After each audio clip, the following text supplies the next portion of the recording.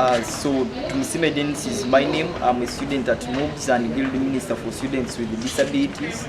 I'm in third year and I'm hard of hearing, or I have a hearing impairment, if you may say.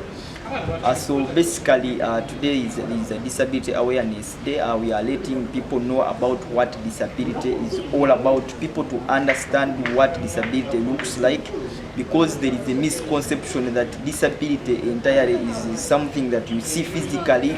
Maybe someone has one arm, maybe someone has one leg or two legs. But disability goes beyond that. Even sickle cells is a disability.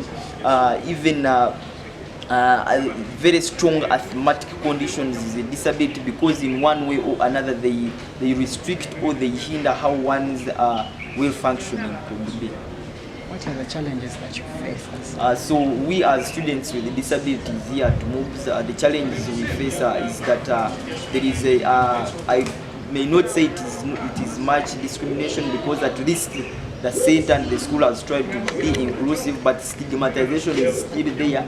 Students with disability, they are not included in all co-curricular activities, I may say. When we have sports galas, these people are normally left out in class.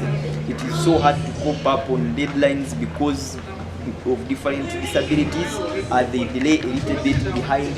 Then, for example, we have online classes. Students who cannot see, that who are blind, we have 3 of them. So that means they will face challenges in understanding these educational concepts. What do you think should be done to overcome such challenges?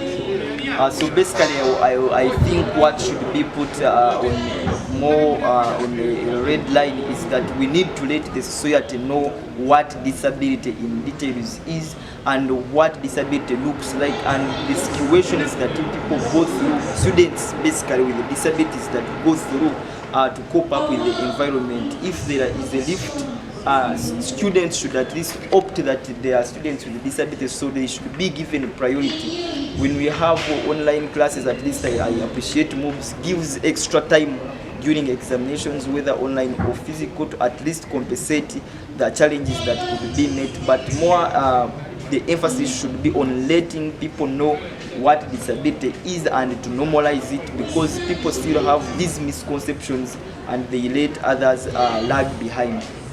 There is what you talked about in the Luganda version. When you're in class with your sign language interpreter, so your students take it for fun. Let us talk about that in English. Yeah, so about that, idea is that people have not yet, because for them they feel it is something maybe funny, that this is because they are not experiencing it. So when you go with a sign language interpreter, of course there are some signs that they are funny, so to them it looks like an amusement. But the student who is being interpreted for, of course, does not feel comfortable, because it is the kind of mockery. And this is basically because other students have not seen people sign language before. So entirely we have to bring up these ways of living with students with disabilities known to these other students, so that it can become something that is normalized and on a level ground.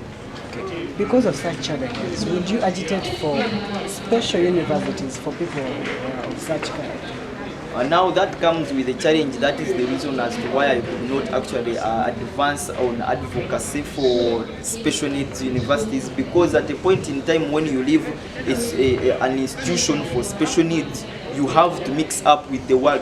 So that means that the comfort zone that you have been in will now be normal, so you will be exposed to different situations that you have not interacted with before. So I therefore think it is not wise to have special needs for students, but rather have inclusive environments, because it works well. Even when it is post-education, you can be employed and cope up easily in other institutions and other fields of work. Thank you so much.